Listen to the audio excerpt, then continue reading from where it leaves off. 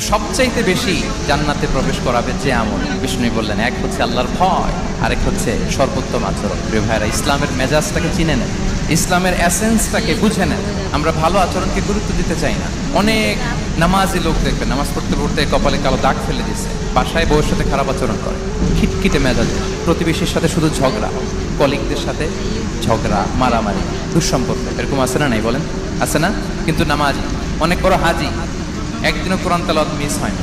তো এত আবাদত করেও সে ইসলামের আসল এসেন্সটাকে ধরতে পারে না। বিষ্ণু বললেন সবচেয়ে বেশি জান্নাতে প্রবেশ করাবে যে দুটি আমল, একটি হচ্ছে তাকওয়াল্লাহ, আল্লাহর ভয়, আরেকটি হচ্ছে উত্তম আচরণ, সর্বোত্তম আচরণ। তো আমরা যেন উত্তম আচরণের অধিকারী হই, আমার স্ত্রীর সাথে যেন ভালো আচরণ করি, প্রতিবেশীর সাথে যেন ভালো আচরণ করি, ছেলে মেয়েদের সাথে যেন আমাদের অ্যাটিটিউডটা ভালো থাকে, আচরণটা ভালো থাকে, কলিগের সাথে যেন ভালো থাকে। বিশ্বনবীর আচরণ যেমন ছিল তেমন আচরণ যেন আমরা গড়ে তুলতে পারি। আওয়াজ করে পড়ুন আমিন।